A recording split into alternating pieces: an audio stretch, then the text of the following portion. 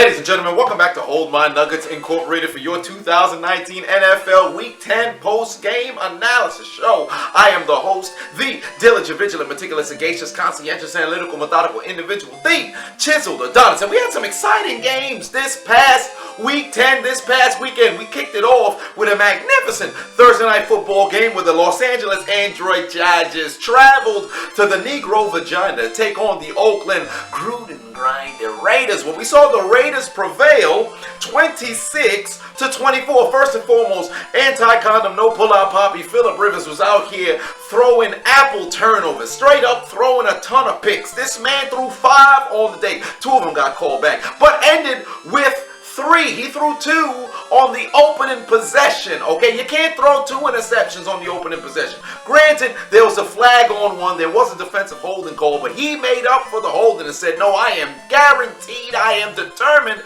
to throw this interception. First and foremost, he went 17 for 32, 207, 2 TDs, and 3 INTs. 3 of them got intercepted by Eric Harris. All right, he had 2 interceptions. One of them ended up getting called back. He had 3.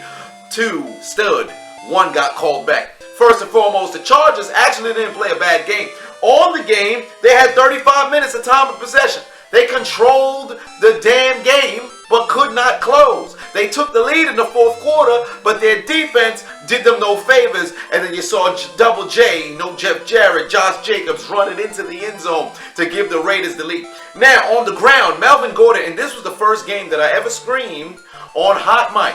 All right, and I was saying it all day. They can run the football, and damn it, they did. Arnold Schwarzenegger was screaming, and now go Chargers, go. You can hear him loud and clear because they were in the state of California. Melvin Gordon, 22 carries, 108 yards and a TD, but the yardage does not show the amount of yards he could have picked up on the day. He really could have ran for 150, but Phillip Rivers kept having, apple turnovers for a snack during the game. All right, Melvin Ingram on the defense for the Chargers actually didn't do too bad. It appeared to have a bad injury, just before halftime, but he had 2 sacks, a couple of quarterback hits, I might add. But for the Raiders, Derek Vehicle, 21 for 32, 218 yards and a TD. Pardon me, I had the wrote small letters.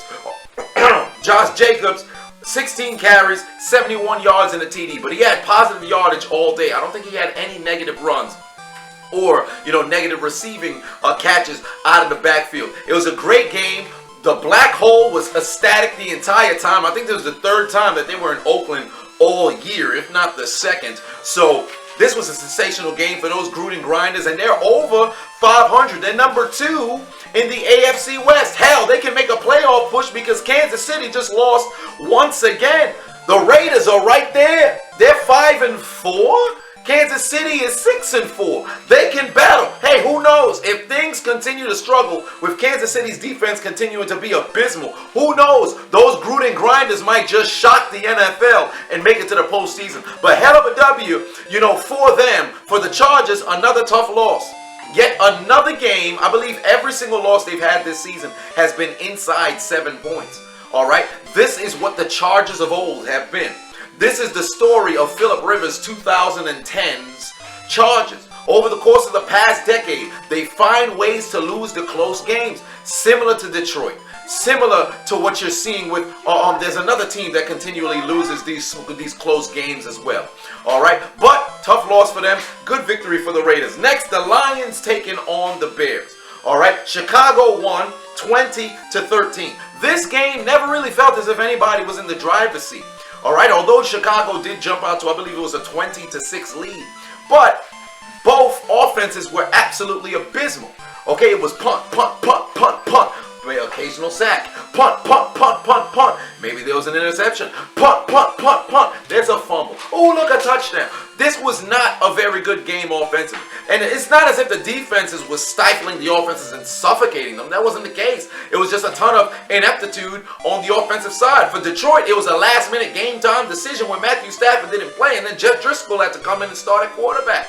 All right, there's only so much this man can do, and we already know Mitch Trubisky ain't getting nothing done. Driscoll on the day was 27 for 46, 269, a TD, and an INT. For Mitch, I'm not a bitch, Trubisky, he was 16 for, I think that's 27 I wrote down, 173 yards and 3 TDs, but his TDs didn't really feel as if it, well, pardon me, not 3 TDs, they only had 24. Was it 3 TDs? I'm not sure. But whatever the case may have been, all right, there was 16% on third down. Okay, the offense for the Bears did not look good. I did not like it. It did not impress me. And once again, they need to fix that if they want to make plays going down, you know, trying to make a playoff push, because they're not going to win the division. All right, the Vikings are firing on all cylinders. The Packers are firing on all cylinders. Their only chance is to make it into the wild card. And the wild card right now, you got Minnesota sitting at 7 wins. You got Seattle sitting at 8 wins. So if you're Chicago, you got to pick it up. You've got to pick it up. You cannot lose from here on out. All right, but good victory for them. For the Lions, it sucks. Try to get healthy early in the season. It seemed like this was a team that could be a sleeper to make it to the postseason. But again, just like the Chargers, they find ways to lose games. Let me know if Mitchell Trubisky threw for 3 touchdowns. I'm not sure if he did throw for 3 and then missed an extra point. I can't quite remember. It was fresh in my mind 2 days ago, and then I ended up having to record this late. Hopefully, it was 3 and I didn't miss right. Whatever the case may have been, good victory for the Bears. Ravens taking on the Bengals. Necrophilia, 49-13. This was absolute murder, okay, from start to finish. Lamar Jackson, I apologize once again, because early in the year I said, hey, I don't believe this man can throw the football. I don't think it's enough to win games the way that he plays, and he continually, week in and week out, proves me wrong. And I remember, I believe it was Trae Young ended up talking about, because he ended up putting up 40 and I think 10 assists, and the only other people who've had that in of the number of games that he's had was LeBron and Michael Jordan. He said, hey, you know, keep the apology as loud as the criticism or whatever. And Lamar Jackson reiterated, regurgitated, and reverberated said sentiments. And I will be the first to say, Lamar, I apologize. All right, this man is out here doing things we probably ain't never seen before. He may be the greatest mobile quarterback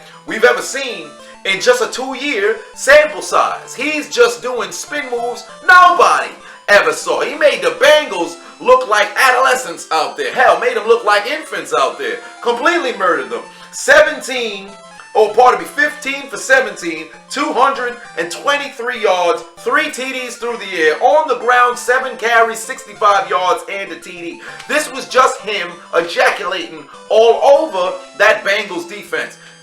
Positive for the Bengals? Well, Joe Mixon went over 100.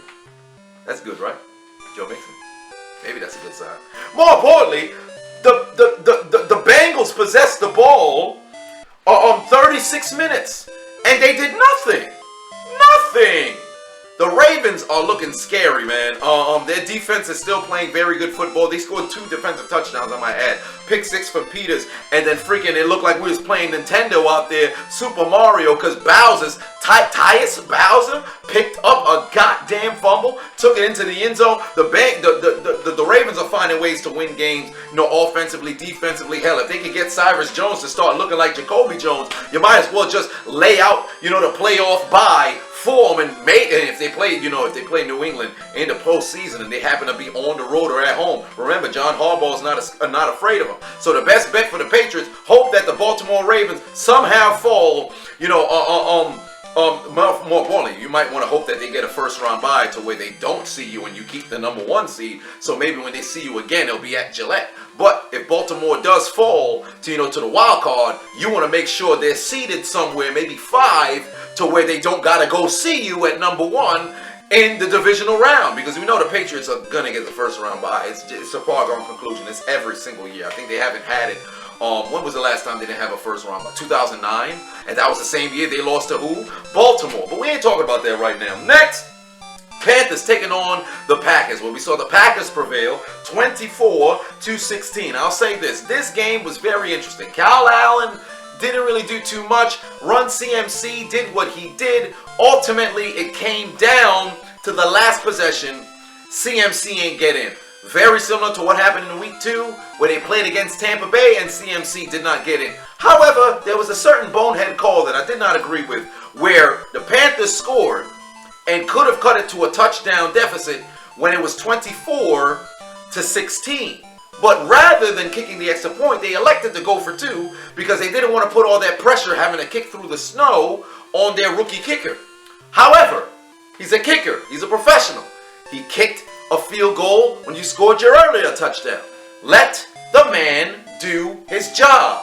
You failing on the 2-point conversion made it that much harder because who knows, had McCaffrey had gotten in, if they lost on a failed 2-point conversion, now you're sitting over there with your hand, or I should say your balls, in your hand, looking like an idiot. Kyle Allen on the day, 28 for 43, 307 and a TD. CMC, 20 carries, 108 yards and a TD. DJ Moore, 9 catches, 120 yards. And Greg, third leg, Olsen, 8 catches, 98 yards. The Panthers did not play bad by any estimation, but there was a couple of butterfingers that did not do them very well, and you saw Aaron Rodgers and the Packers take advantage of that. On the day, Aaron was 17 for 29, 233, and Aaron Jones was 18 for 93. You had Jamal Williams was 15 for 65. On the day, they ran very effectively, and through the air, Devontae Adams, 7 catches for, what is that, 48 yards? 148 yards? Whatever the case may have been. I can't remember what I wrote down. Whatever it is. Packers, good job. Win at home. They picked it up over the Panthers. The Panthers trying to keep pace in the NFC playoff picture. As I stated before, I think they'll probably end with an 8-8 or maybe a 9-7 record, but I don't think it's going to be enough to get into the postseason. For the Packers, this was a bounce back win. They needed this. So, good victory for them. For the Panthers, hey man, you gotta play, less mistake-free, or I should say more mistake-free football. Kyle Allen finds ways to put the ball on the ground. That's not good, man. It's not good. Then Falcons taking on the Saints. This blew me away. I was not expecting the outcome that I saw, because initially I said, well, the Saints are just going to rub their nutsack all over the Falcons. Then they said, oh, well, activating Matt Ryan. But that didn't really, change anything from my prediction, because I figured that offensive line would not protect him. Matt Ryan only got sacked, I think it was once, in contrast to Drew Brees, who got sacked, what was it, four times? 6 times. 6 times Drew Brees got sacked. All right, more importantly, the Falcons had 33 minutes of time of possession. Matt Ryan went 20 for 35, 182 yards, 2 TDs and an INT. Julio Jones on the day had a good number of yards as well. Hill and Freeman combined, they ran for 100 yards together. So they played a very good game for the Falcons, and they pretty much kept the Saints off the field. All right, Drew Brees on the day was 32 for 45, 287. Camaro did absolutely nothing in his return game, only going 4 carries for 24 yards. Michael Thomas was rubbing his nutsack on the defense. Tony Toe Tap, he was playing in the 10 toes down challenge. He got his feet down on a magnificent catch. 13 catches, 152 yards. But for the Saints, 12 penalties. Shooting yourself in the foot. More importantly, their final 3 possessions were all turnover on downs. They could not figure out a way to convert. The Falcons were able to hold on. The Saints did not feel as if they were out of the game completely until you saw the 0-0, because I felt as if they could come back at any point. But they could not convert on 3rd down. They could not convert on 4th down. You get 3 consecutive turnover on downs on your final 3 possessions, you're going to lose the game. It's a foregone conclusion, obviously. If you get a turnover on downs in the last possession, that should only happen and result in a win if you're taking a kneel down.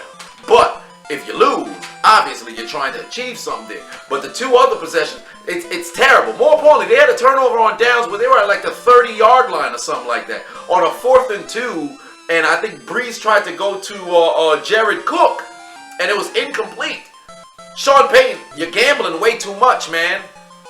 That costs your team. Good victory for the Falcons. I mean, it's not really going to, it's a moral victory for the locker room. It's like, yeah, we're going to do it. But if you think that's going to, carry that to the postseason, you're going to have a bad time. For the Saints, yet another blemish. This was the performance I expected them to have whenever I predicted them to lose. All right, I thought they were going to go out there and lay an egg at one point. This was the egg that was laid. And they'll bounce back from this. I don't think this is what the identity of the team is going to be. Because remember, the Falcons is a divisional matchup. The Saints and Falcons always have good games. So don't think, oh, the Saints got exposed. They gave up all that money they gave up that points to the Falcons. They only scored 9 points on the worst defense in the league. No. The Saints will bounce back. But good victory for the Falcons, putting them Saints. Oh, and them Saints go marching into the L train. Next, the Giants and the Jets in the battle of MetLife Stadium. Sam Darnold was able to pull out the victory, 19 for 30, 230 yards and a TD. Le'Veon Bell on the ground, 18 carries, 34 yards. Not too much production, but he did have a TD. And through on defense, this is what gave them the victory. Because Jamal Adams proved once again why he's the best safety in the NFL. I did not stutter. Yes, I understand Minka Fitzpatrick is having a sensational season. However, over the course of the past 2 years, I think it's undeniable that Jamal Adams is the best safety in the NFL. Yes, Derwin James, he's very phenomenal. Yes, Eddie Jackson's playing great. Yes, Earl Thomas still exists. But I'm sorry. Look at the tape. Jamal Adams, this man can do it all. I say he's the best safety in the NFL. He's got my vote. And he went out there, 2 sacks, took one straight out of the hands of Daniel Jones, took it into the end zone for the score. That man is balling all over the field. For the Giants, this was shocking because Saquon Barkley had 13 carries, only had 1 yard on the ground. 1 yard. The Jets defense completely suffocated this man. He could do nothing.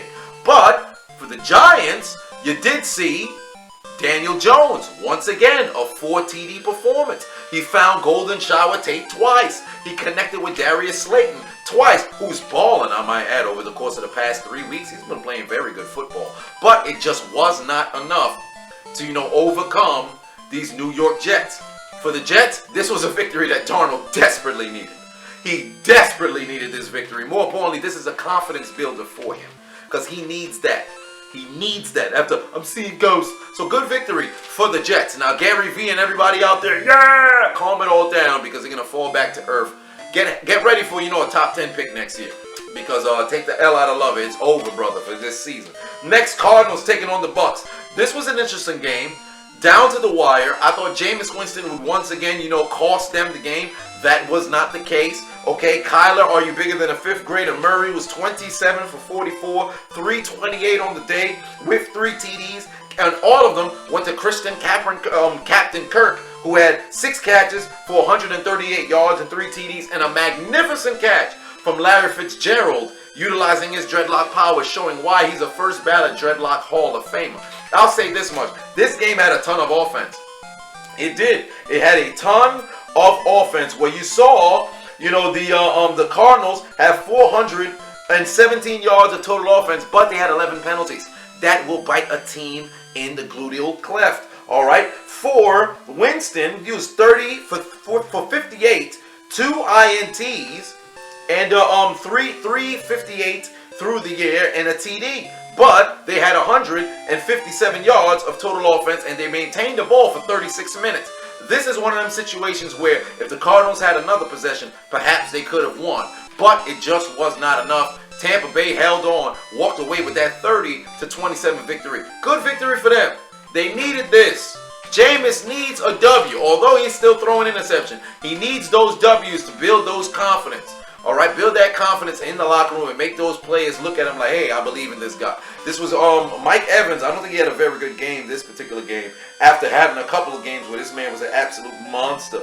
But next, the Chiefs taking on the Titans and upset alert. All right, see, for some apparent reason, when I choose the Chiefs to win, well, I should say when I choose the Titans to lose, they win. When I choose the Titans to win, they lose. It's very interesting. But this game was very, very good. Last week, we saw Harrison Buckner kick a game-winning field goal. This week, we saw his game-tying field goal get blocked. Hell of an effort from the Tennessee Titans. First and foremost, let's just mention DeMarco Murray. I said DeMarco Murray. Good Lord in heaven. Derrick Henry activated his dreadlock powers. Why the hell did I have DeMarco Murray on my mind? I mean, granted, I'm talking about Tennessee, but good Lord, DeMarco Murray. Thank God I stopped myself. Because that would have been a hell of a comment saying, yo, you said DeMarco Murray when you talking about Derrick Henry. What statistics is he looking at? Did he even watch the game? What's the matter with him? That's how you guys sound to me. But, Derrick Henry on the day, he had 23 carries, 188 yards, 2 TDs, all right, rubbing his nutsack on that defense. Ryan, Jack, and Jill went up to Tannehill, 13 for 19, 181, 2 TDs, and as I mentioned before, that blocked field goal to, seal the victory for them. For the Chiefs, Mahomes went off. He had 36 for 54, 46 through the air, and 3 TDs. And Tyreek Hill, 11 catches, 157 yards, and a TD. Kelsey, 7 catches, 53 yards, and a TD. The Chiefs had 530 yards of total offense. They had 50% on third down, but it just was not enough to walk away with the victory. Plus, they had like 37 minutes of time of possession. This is one of those games where you look at your defense and you want to go and fight them because they cost them this game. The Chiefs' offense possessed the ball. They had yardage galore. They found their way into the end zone. And why did they lose? Because their defense could not stop the Tennessee Titans worth a spit. It was terrible. Terrible. And as I said, this will be the Achilles heel moving forward. If they do not fix that defense, the Kansas City Chiefs will become the Green Bay Packers of the 2010s. You'll be that team with a sensational offense. You'll have that quarterback that will pull you out of any problem. However, your defense will haunt you and cost you games week after week, playoff game after playoff game, and you're going to wonder why the hell you couldn't make it to the Super Bowl. Why? Because you keep thinking that your offense will pull you out of this hole. I saw Ryan Clark put out a tweet where he said that offense is filled with aliens, but that defense is mere mortals. He's damn right. Okay, the way I see it is that offense, they out there, having a ton of sex, and that defense, they some virgins trying to figure out a way to get the girl to come to the house. It's ridiculous. Fix your goddamn defense. But for Tennessee, hell of a game. Tighten up, man. Good victory for them. Next, the Dolphins taking on the Colts. Another game where I said the Dolphins had no chance of winning. And what the hell do you know? They pulled out the W. I thought Jacoby Brissett was going to come back this particular game because he was moving. They said, hey, there's a possibility he could play. It's somewhat doubtful, but who knows? It could be a game-time decision. I figured, all right, maybe if it's game-time decision, if he's feeling good, he could go back. But even if he don't play, Brian Hoyer could hold it down. That wasn't the case. Brian Hoyer was playing bad. He had 3 INTs. Okay, Marlon Mack, he ain't run for over 100 yards. He had 19 carries for 74 yards, and it wasn't as if he was setting up third and manageable because he was getting stopped. Okay, and Hoyer was throwing the ball straight to the Dolphins defense. You'd have thought he started them on his fantasy team. It was bad. It's not as if the Dolphins offense was firing on all cylinders. The final score was 16-12. Fitzmagic ran the ball into the end zone, I think, right before halftime to give him a 10-0 lead, and then that was pretty much it. For the Colts, the toe of Vinatieri was pretty much everything. All right? That team, they need Jacoby Brissett back desperately. They need a healthy T.Y. Hilton. They need to stay, healthy in order to win because these games that they've lost in the past couple of weeks, it's been entirely on them. It's not as if their opponent was so much more superior. They've just figured out a way to lose games. And they're costing them in that race in the AFC South with the Texans. Hell, the Jaguars are right there. If the Colts continue to lose like this, they mess around and get passed by the Jags. They got to get their heads out of their asses. But for Miami, it's a 2-game win streak. Everybody says it's tanking. Nothing. They don't want to win no game. And look at them now. They looking at Cincinnati like, oh, y'all winless? That's a shame. Turn their whole head. They done flipped the hair on Tennessee. Everybody down in Miami, they smoking crack. I said flip the hair on Tennessee. They flipped the hair on Cincinnati. All right? But it ended with a foul. Just a different foul. But yeah, everybody down in Miami, they smoking crack like Tony Montana. Or that former coach that they had. Next, Vikings and the Cowboys. Sunday Night Football. Let me say this much. Kirk family member went. He played a very good job. All right, he played a very good job. He played a very good game where he was 23 for 32, 220 yards, and 2 TDs on the ground and through the air. Dalvin Cook rubbed his nutsack, activated his dreadlock powers, and took control of the entire game. Why? 26 carries, 97 yards on the ground and a TD, and through the air, 7 catches for 86 yards. What does that mean? Over 150 yards of total offense by himself. This man took care of business. And remember, in the pregame analysis, I said Kyle Rudolph would have at least 2 TDs. And what did he do? have 2 TDs. Now, did he have the 7 catches for 80 yards? Not at all. There was a situation in which he was overthrown. I think that was in the first quarter. So it could have ended up happening like that. But nonetheless, 2 TDs through the air. Dak Prescott did not play a bad game by any estimation. He went out there and balled, all right? Through the air, Dak Prescott, 28 for 46, 97? And for 3 TDs. He played a great game. Zeke, terrible. Terrible. Okay, that Vikings defense suffocated this man. He had 20 carries, 47 yards. Unacceptable. Inexcusable. More importantly, on the second to last Dallas drive, they were inside the 15. Dak completed a 8-yard completion to somebody. And then Zeke picked up no yardage on second down, proceeded to lose 3 yards on third down, set up a 4th and 5 that ended up being incomplete. Then Tavon Austin, after, the Vikings do nothing with the football. Final possession. It's punted back to the Cowboys. Tavon Austin calls fair catch with 2 blockers and 20 yards of field. Bonehead. Bonehead. This is how the Cowboys are an accident waiting to happen, because they screwed themselves over. Then, coming out of that break, I think Dak completed to Gallup to move the chains, and then he hit Jarwin underneath, and then tried a Hail Mary that got intercepted. I'll say this much. This game entirely on Zeke. Dak played a sensational game. Zeke did not show up whatsoever. It's not as if, the Vikings defense shut him down. There was no holes. This man didn't look like he had a burst. He didn't look like his vision was there this game. I don't know what the deal was. He's got to play better. For the Vikings, hell of a performance. Hell of a performance. From top to bottom, they came to play. And they must be commended for that. In that race, for not only a wild card spot, they messing around and could still win the division over Green Bay. Sensational game for the Vikings. Hey, everybody's invited to the barbecue. Kirk family member Cousins, he's cooking up W's. And then on Monday Night Football, you had the Seahawks taking on the 49ers in an instant classic in which I did predict the 49ers would lose their first game of the season. This game, now granted I said it a couple of times before, but this time I happen to be right. So, I'll give myself a pat on the back for that one. But, sensational game. This, from start to finish, and I called this one a hot mic too, but this game was fun to watch. All right, Russell, I turned the home into a housewife. Wilson, through the air, 24 for 34, 232, a TD, and that 1 blemish INT in overtime from Dre Greenlaw. But that was just a hell of a defensive play. All right, on the ground, Chris, turn off my car, son, had 25 carries, 89 yards, and the TD. But him and Rashard Penny did put the ball on the ground individual. I believe they both did fumble. And if Chris Carson didn't lose his fumble, he definitely did fumble. I know that much. But offensive line for Seattle is still doo-doo.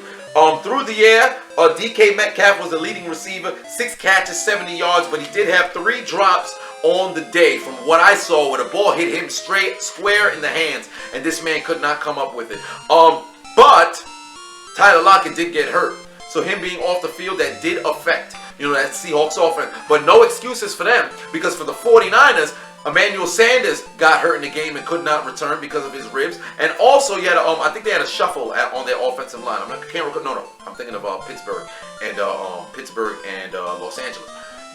George Kittle, he could not play this game. So it's not as if, you know what, we didn't even have Lockett out there, we won. Well, damn it, 49ers lost somebody too, so it's an even playing field. And that defense for the 49ers came to play. 4 sacks, 4 turnovers. They punched the ball out of DK Metcalf's hands just before halftime. It was a sensational game.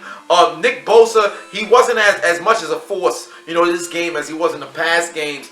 But you saw a sensational play for the fumble recovery that went into the end zone by Buckner. I did not see that one coming. They got and swarmed Russell Wilson. It looked as if he tried to toss, or maybe the ball squirted out, landed in the hands of the offensive lineman. The minute this man tried to run and he extended his arm out, got punched right out of his hand, fumble picked up by the 49ers, and they scored. From start to finish, as I said, great game for Jimmy Garoppolo. He was 24 for 46, 248, a TD, and an INT.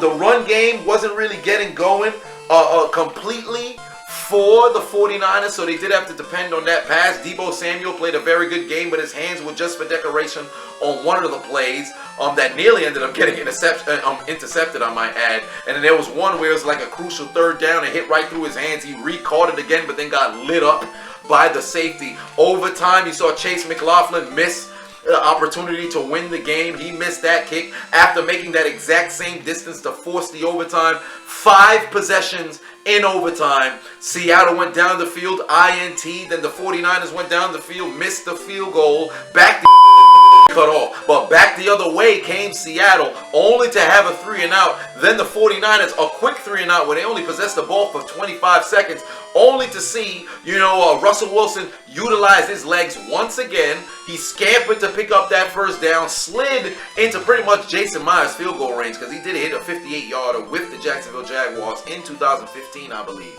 So he can kick from a distance. Then all he had to do was hit Hollister, put him a little bit closer, connect with Carson, set it up to where it's a 42-yard field goal, kick through the uprights. It's good. Hell of a game on Monday night, man. From start to finish, it was one hell of a game. If I'm a Seattle fan, I'm feeling great. That shows resilience from that Seahawks team and to double down in overtime. If I'm a 49ers fan, it's just a game that got away from you. But by no estimation should you walk out with your head down, because that defense came to play offensively. There's a little bit of ineptitude. I'll say that much. I'm not a fan of how that offense is gelling. They only had that, they jumped out to a 10-0 lead and then did nothing. Nothing, nada, zilch, zero.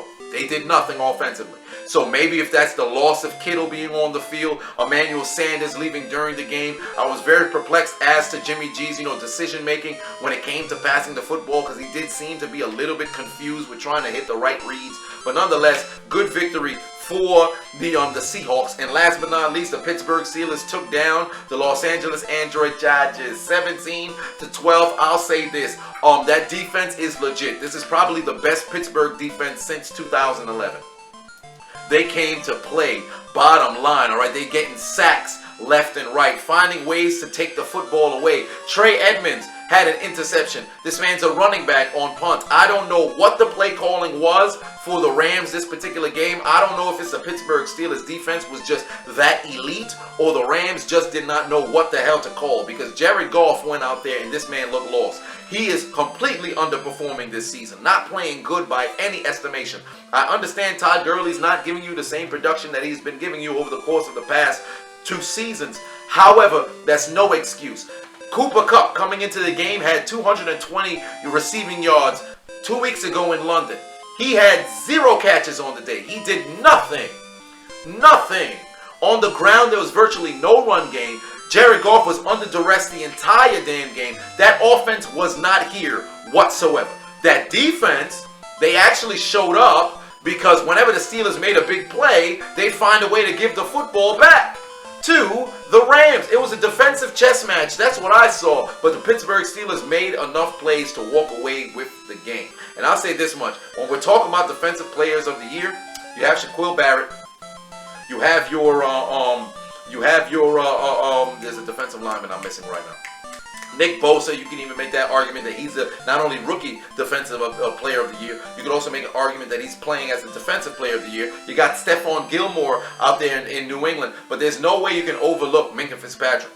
All right, in the 7 games that he's played with Pittsburgh, this man has galvanized that defense and have them firing on all cylinders. They're playing as a completely different football team. 2nd in the NFL when it comes to takeaways. Top 3 in the league when it comes to sacks. They're playing sensational football, and I'm excited for this Pittsburgh Steelers team. And more importantly, they're over 500.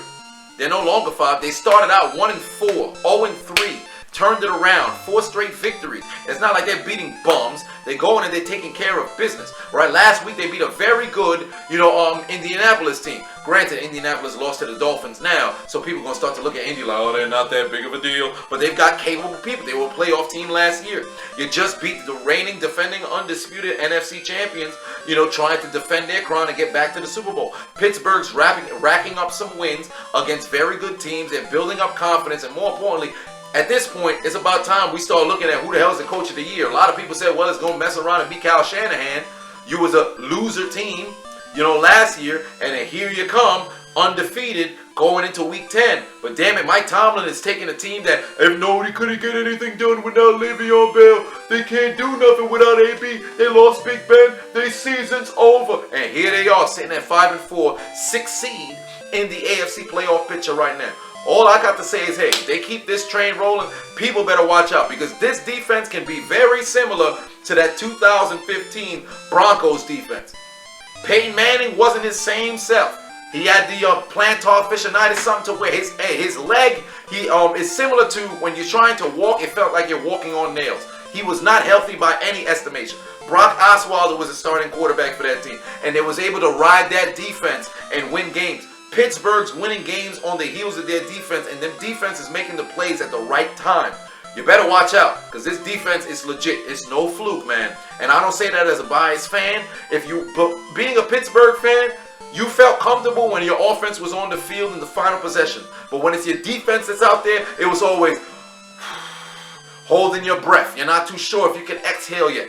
Back in the late 2000s, when that defense was on the field, you're feeling comfortable like, this game's done. There's no way they're about to score. It's just like the 2000 Ravens team. Every time your defense was on the field, you had a 3-0 lead. You're like, yo, our defense about to win the game. I'm not worried. When their offense on the field. So right now, for Pittsburgh, that defense, it seems as if every single time they get an opportunity to close out the game, and when they get their chances, they do. There's some situations where, Vinatieri had to line up for the field goal, and there's a possibility he could have made it, but, Sanchez had the laces in. But we ain't talking about that right now. But I feel very good about the Pittsburgh Steelers moving forward, and congratulations to them for the win. But this has been your 2019 NFL Week 10 post-game analysis show. I have been the host, the diligent, vigilant, meticulous, sagacious, conscientious, analytical, methodical individual, the Chiseled Adonis. And before I head to the Shadow Realm, tomorrow I will be live streaming during the Pittsburgh Steelers versus the Cleveland Browns game, all right, on Hot Mic, also here on YouTube as well. I'm going to do a promo video most likely tomorrow, doing my post, or I should say pre-game hype video for the Steelers in a few hours, maybe about like 10:30 I'll have it posted. But yeah, stay tuned for that. And I think with Hot Mic, I'm going to make it a staple at least twice a week. Maybe the Monday night game, the Thursday night game, and who knows, in the off season, I plan to cover as many of the playoff games as possible. Maybe I might just do every single playoff game, just dedicate live streams every single day, but I don't think I'm going to be able to do it on the Sunday because, you got your commentaries coming. But nonetheless, all right, stay tuned, watch out for those, and now I'm headed to the Shadow Realm. You enjoy your evening, and watch out tonight, Steelers fans, got that pregame video coming just for you.